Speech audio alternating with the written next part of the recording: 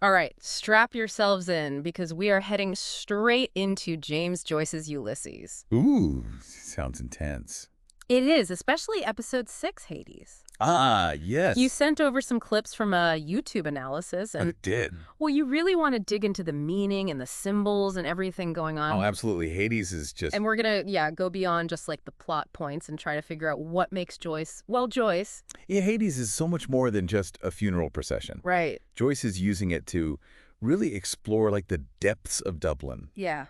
literally and figuratively. Literally and figuratively, yeah. Yeah. The episode starts with this funeral for Patty Dignam, Right. which sets a pretty somber tone right off the bat. Yeah, it does. But it's interesting how Joyce uses these really specific locations in Dublin. Like, Yes. he really grounds the whole thing in reality. Yeah. They pass Glasnevin Cemetery, the Botanical Gardens, O'Connell Tower, Parnell's Grave, all these places. And all of those landmarks are so important. Yeah. They're really loaded with like historical weight, you know? Yeah. It connects everything to Irish nationalism. Yeah. The struggles, the triumphs, the whole thing. Yeah, if you think about O'Connell fighting for Catholic rights and Parnell, this tragic figure fighting for home rule, it's like even in death, Right. the past is still there, It never leaves you. Yeah. especially in a city like Dublin. I think that's kind of what he's getting at. Especially Dublin, for sure. And then on top of that, you have this title, Hades, Right. which immediately makes me think of the Odyssey Oh, yeah. and Odysseus going to the underworld. Of course, yeah.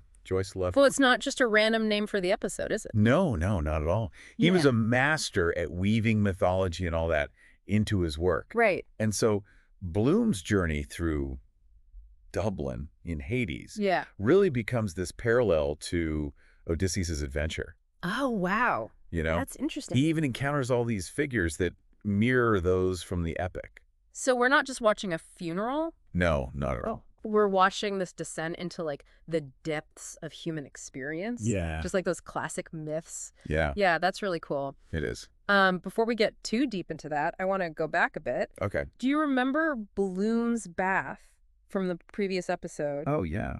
with the lemon soap? I feel like that's important somehow. It is. It totally is. Yeah. That bath was more than just him getting clean, you know? Okay. It's like a symbolic baptism almost. Interesting. It's like he's getting ready for this descent into Hades. Oh, wow.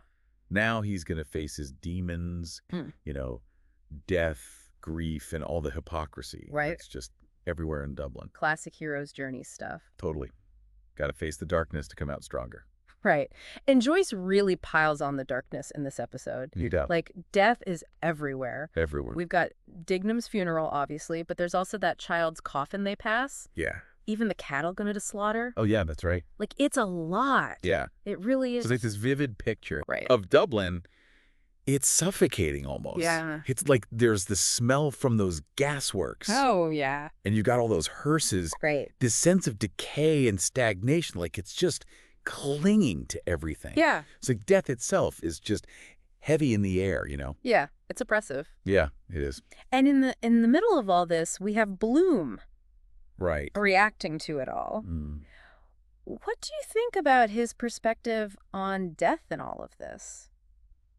It's fascinating. Bloom doesn't shy away from death at all. He doesn't. No, he accepts it. Okay. He's not trying to, like, sugarcoat it. Yeah. He even rejects the religious comfort Oh, that's right. that everyone's offering him. He does. He even ponders cremation, which everyone hates. Yeah. They're not happy about that. No.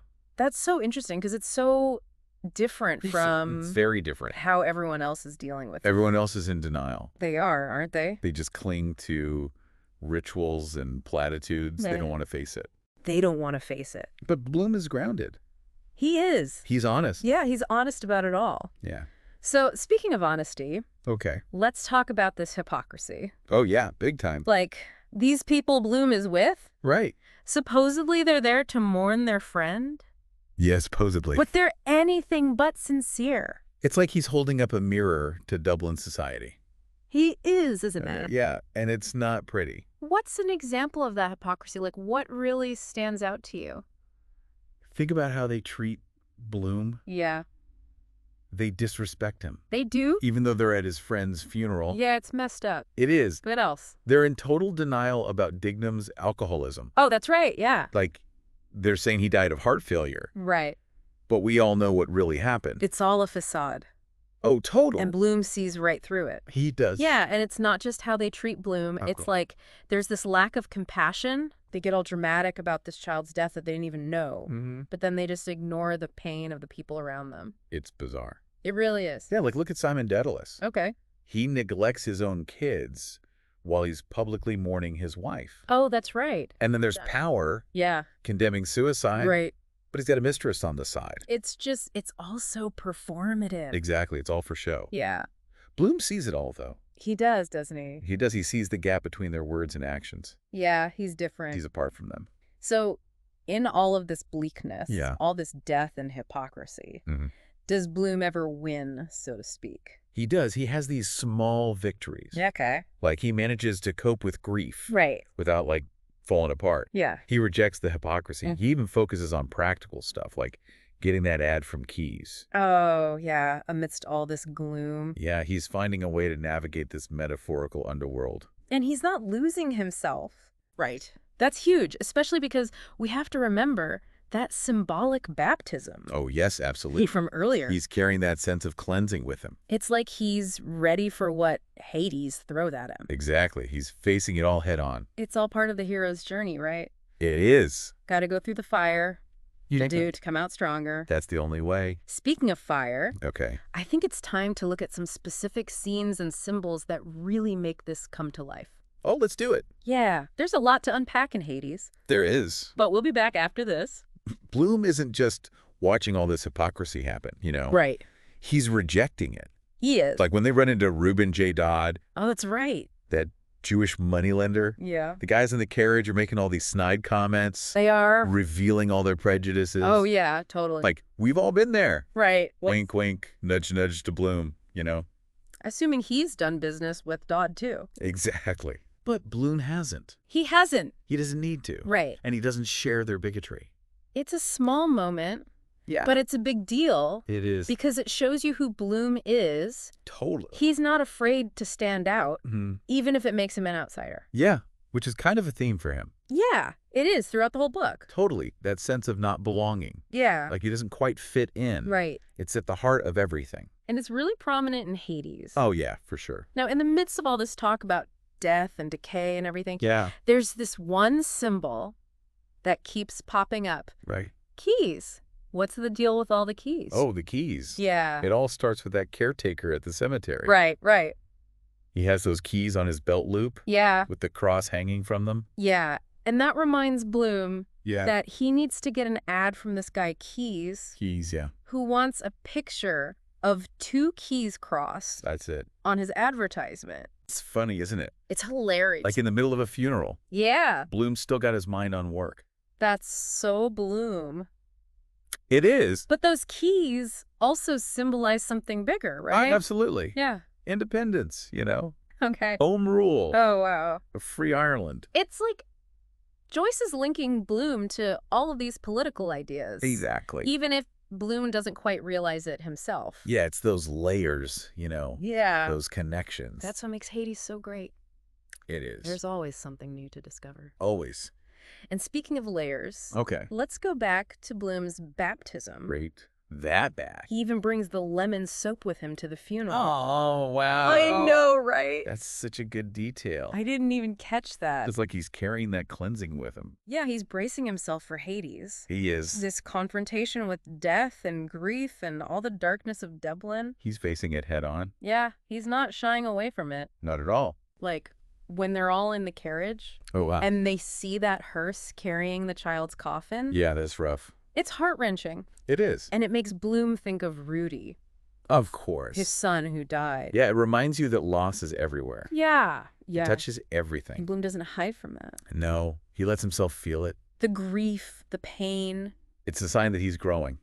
He is. He's willing to confront those emotions. Yeah. Not like the other characters. No, they're just trying to distract themselves. Totally. Jokes and gossip. It's like they can't deal with it. They can't. They can't even acknowledge it. Nope. Then there's that part where Bloom thinks about the body after death.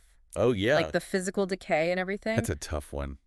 It is. It's graphic. So graphic. But it's honest. That's Bloom. It is. He's not romanticizing death. Yeah. He's acknowledging it. Like, it's real. Yeah. It's something we don't like to think about. We don't. But it happens. And Bloom gets that. He does. That's what sets him apart from everyone else. Yeah, they hide behind euphemisms and But platitudes. Bloom sees through it. He's not afraid of the truth. Nope. And that allows him to find those small victories, Yeah. those moments of grace. It's a powerful message. It is. That resonates through the whole book. Yeah, it does. Like, even in all the hypocrisy and denial, Bloom's honesty is this beacon of hope. It is. It's a reminder that life goes on. Even after death. Yes. Yeah, and not just going on, but finding meaning. Right. Purpose. Even in the smallest things. And that's where Bloom's pragmatism comes in. Totally. He doesn't get bogged down in despair. No, he focuses on what he can control. Yeah. He's still grieving, but he's also looking ahead. Yeah. Making plans, thinking about work. Right. Even flirting with Molly in his thoughts. It's like he's saying life is both joy and sorrow. Yeah. And you can't let one take over. You can't. And that's powerful. It is. Especially coming from someone who's just experienced something so sad. Yeah. It makes you think about how we all deal with loss. Do we shut down? Do we get lost in the darkness? Yeah. Or do we find a way to keep moving forward? Exactly. To find those moments of hope? That's the question. Yeah, and that's what makes Hades so good. It is. It's not just a story. Yeah. It's like a reflection of all of us. It is. It shows our own journeys. Okay, so let's zoom out a bit. Okay. How does Bloom's experience in Hades foreshadow the rest of Ulysses? Yeah, good question. Like, how does this episode set the stage for his transformation? That's what we're going to look at next. Okay, so we're back. And I think the big question here is, how does Hades set Bloom up for the rest of Ulysses? Well, it's like the starting point for his transformation, you know? Okay. We've seen him deal with death and grief and all that hypocrisy. Right. But this is just the beginning. Right, because Ulysses is just one day. Exactly. And Hades is pretty early on. Yeah. There's a lot more to come for Bloom. Literally and figuratively. Oh, yeah, definitely. Like, Hades is like this initiation for him. I like that, yeah. He's gone through this symbolic death and rebirth. And now he's ready for whatever comes next. And he's more aware. That is key, right? It is. That awareness is going to be so important for him. As he goes through the rest of the day. He's going to meet all sorts of people, experience all kinds of things. He's going to have to confront his own beliefs. But because of Hades, he's ready for it. He can handle it. I think so. He's also more open to new experiences now. Yeah, new perspectives. He's not afraid to be different, to think for himself. That's what's going to lead to his transformation. Yeah. And those small victories matter, too. Oh, right.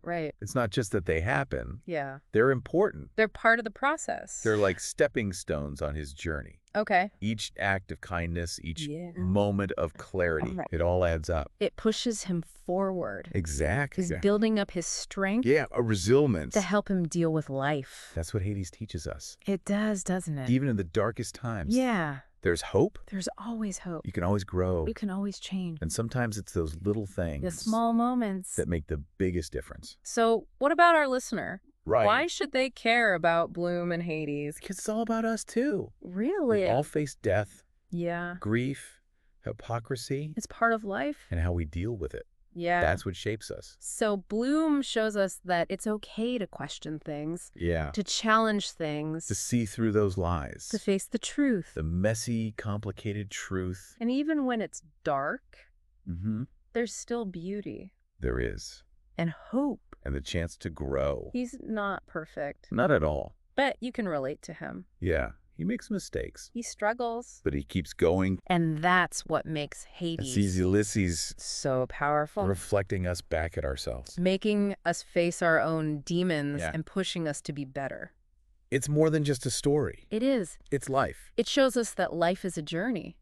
Yeah. And we get to choose what kind of journey it's going to be. So as we finish up our deep dive into Hades, I think we should leave our listener with one final thought. Okay. We've seen how Bloom gets through this episode. Yeah. But how's he going to use those lessons for the rest of his day? What's going to happen next? Exactly. What other challenges are waiting for him? Go back to Hades. Really explore it. Yeah, the symbols. The connections. Look at how Bloom changes. How he deals with people. How he faces life. This is just the beginning. It is. There's always more to uncover. More to understand. More to love. About Joyce and Ulysses. Keep exploring. Keep asking questions. Keep diving deep. You never know what you might find. That's the fun of it. It is. All right. Until next time. Happy reading, everyone. Happy reading.